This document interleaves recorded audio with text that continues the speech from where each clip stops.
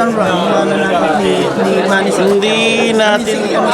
Hindi natin mapangako, pero assure yun na magandang laban. And kung gaano kalakas yung earthquake dito sa Los Angeles, dudublihin natin yung lakas na yun para magulat ang kalaban natin na sabihin natin, sobrang hambog na kung sa Bicol pa. So, ipakita na lang natin. Ang importante sa atin, huwag nating i-underestimate yung kalaban natin kasi magaling din, bata. Pero ang nakakalamang sa atin dito, experience. Naman tayo sa experience, lakas, nandun tayo, speed. Tsaka, ang maganda dito, the more pa natin nakita ng motivation at saka talagang yung training namin, wala kaming sinayang na segundo. Basta I promise na sa mga kababayan natin as a head coach trainer, na ibang Manny Pacquiao itong ipapakita ko sa inyo. Okay, we're expecting a good fight. Okay?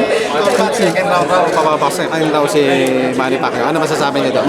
Mahirap na magsalita na hindi pa natin napakita, hindi pa natin naluto na maayos yung itlog. Basta ang importante dito, salamat sa donasyon niyo. At least kahit paano mapakinabangan ng mga kababayan natin mahihirap. Okay, thank you to Senator Emmanuel Pacquiao. Thank you, Buboy.